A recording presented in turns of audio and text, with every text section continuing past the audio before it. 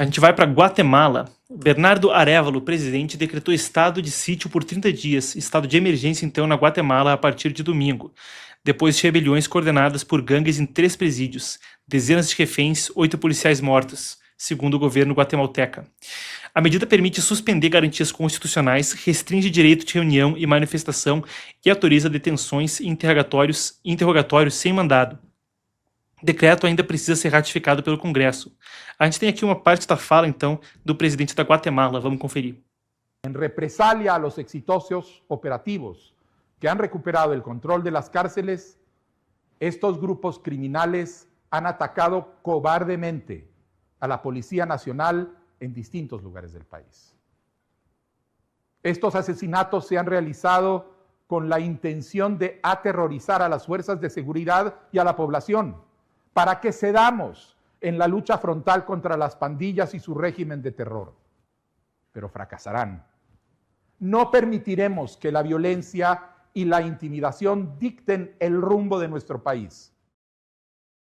O presidente disse que a polícia retomou o controle das unidades prisionais e libertou 46 reféns.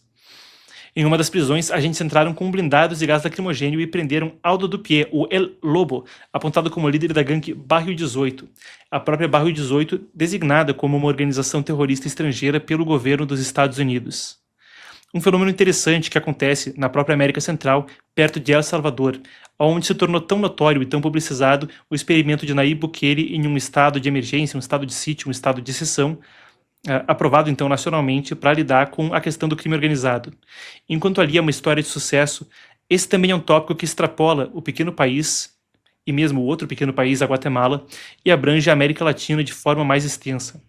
Afinal de contas, uma tendência quanto à segurança pública se apresenta nas eleições de 2026 no Brasil, de acordo com uma série de pesquisas públicas, como a principal preocupação do eleitor. Uma coisa que se tornou ainda mais nítida depois da mega operação no Rio de Janeiro, aonde, quando se esperava, talvez por muitos, que a população não fosse ficar contente com o que houve, foi ovacionada tanto por quem morava em favelas quanto fora dela, em um país onde cerca de 1/4 da população fica sob o jugo do crime organizado, coisa que se estende a uma espécie de estado paralelo. El Salvador, Brasil, mas não fica por aí. Enquanto a política externa americana coloca ênfase no combate ao narcoterrorismo e ao narcotráfico internacional, a gente pode citar coisas similares, ouvidas do Chile ao Equador, a Venezuela, claro, um caso em particular. Mas as rotas pelo continente, se a gente cita o Equador, que eu citei agora há pouco, um estudo da Insight Crime, think tank americano, mostrava que eram 22 organizações criminosas operando no porto de Guayaquil, um hub de exportação de drogas mundo afora. É nessa toada que acontece agora isso na Guatemala.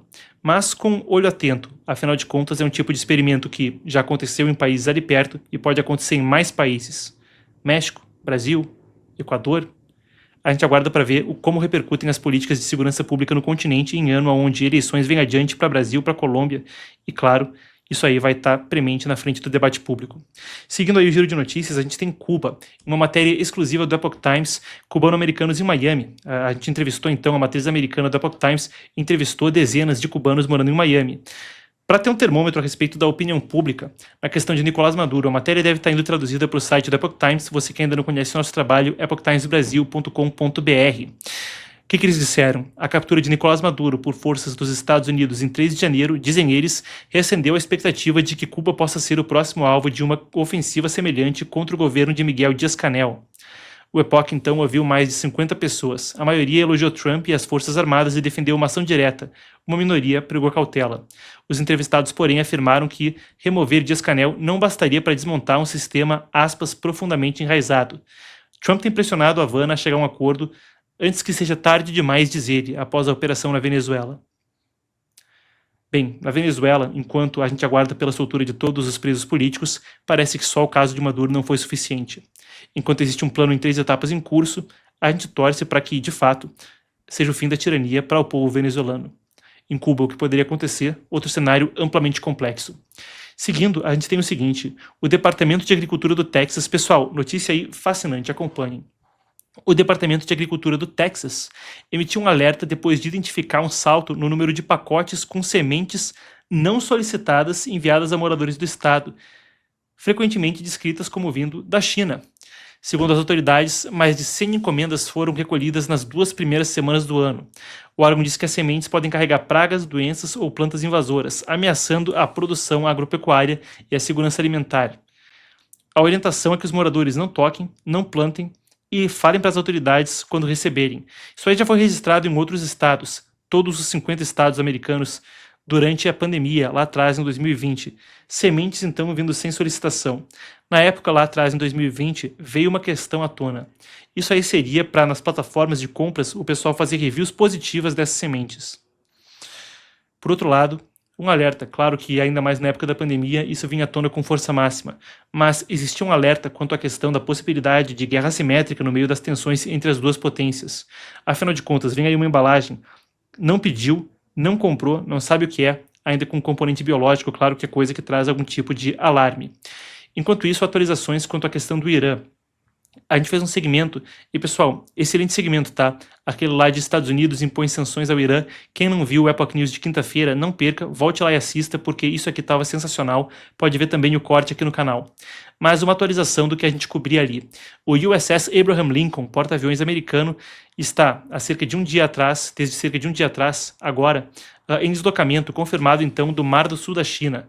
A gente havia noticiado que, segundo dados de rastreamento naval, ele estava se reposicionando para ir do Mar do Sul da China rumo ao Oriente Médio. Agora parece confirmado por dados de rastreio que estaria passando o Estreito de Malaca com destino ao Mar Arábico. Significa que estaria em posição de ataque para poder atingir o Irã por volta de 23 de janeiro. A chegada para a região é estimada para 25 de janeiro já, então, com 2 dias antes já estando em alcance da zona de operações. Mais de 5 mil marinheiros e oficiais movidos a reatores nucleares, classe Nimitz, com capacidade de operar por mais de 20 anos sem reabastecimento. Não existe confirmação oficial, novamente, isso é somente por dados de rastreamento naval quanto à movimentação dele. Entretanto, o que salta a especulação a respeito desse assunto é o seguinte.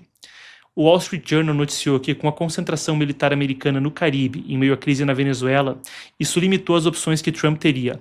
Foi relatado, citando fontes anônimas, que Trump teria mesmo entendido que uma operação militar no Irã, no auge dos protestos, poderia colocar em risco bases e vidas americanas caso não houvesse aí uma série de redundâncias. Isso é o que relatou o Wall Street Journal, claro, sem confirmação oficial de qualquer fonte, e as fontes ouvidas pelo jornal eram anônimas. Então tem esse condicionante, estou te falando para você poder ter a transparência para tirar as próprias conclusões. Seja como for, o que é fato é que não havia qualquer porta-aviões desde outubro continuamente no Oriente Médio. É uma raridade que fique sem por tanto tempo. Depois que o Gerald Ford saiu da Croácia e veio para o Caribe, outro porta-aviões, o Nimitz, também estava rumando então do Oriente Médio para o Mar do Sul da China. Agora o Abraham Lincoln está indo para lá, o que também aumentaria a capacidade operacional por ali. Claro que isso pode não ter a ver só com o Irã, conforme agora se fala do Conselho de Paz e das próximas fases de implementação do plano em Gaza, uma coisa onde, claro, ter poderio ali é sempre uma redundância interessante para os Estados Unidos. Seguindo, o regime do Irã avisou no domingo que qualquer ação contra o Ayatollah Ali Khamenei, isso enquanto o navio se reposicionava para ir para lá, seria tratada como, aspas, guerra total, e sinalizou que pode retomar punições máximas contra presos ligados aos protestos das últimas 3 semanas. Isso vem depois que Trump havia garantido que o Irã tinha dito a ele que 800 execuções não ocorreriam como programado. Trump segue na posição de que estaria na mesma opção militar, novamente, a gente resgata o que a gente acabou de falar do porta-aviões, e que os Estados Unidos poderiam intervir se houver novas mortes ou avanço das execuções. Segundo ele, como eu disse, 800 então foram suspensas devido à posição americana. No momento, a depender do jornal, a depender da fonte, a depender de onde se ouve, a gente fala sobre milhares de mortes vindo do Irã. O jornal britânico Sunday Times afirma o número de mortes passando de 16 mil. Mais de 5 mil, pelo menos, foram confirmadas por uma série de outras organizações. A Iran International, principal veículo de oposição do Irã, principal veículo que noticia que não é ligado ao regime, fala em 12 mil, segundo uma mistura de observação no solo com dados oficiais vazados.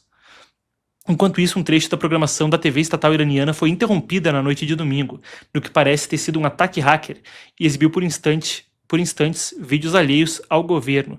Entre as imagens, fala do presidente dos Estados Unidos e de Reza Pahlavi, então o herdeiro exilado, o último Shah do Irã, convocando a população a se levantar contra o regime, ele que tem sido a liderança nesse assunto todo. Os protestos, pelas informações que me chegam, parecem ter arrefecido E, claro, há muito policiamento nas ruas agora. Eu sigo em contato também com o pessoal do Epoch Times em idioma persa, e a Shahrzad, que vocês viram ser entrevistada aqui 2 vezes ao longo da cobertura dessa crise, e a gente vai trazer atualizações conforme elas estiverem disponíveis.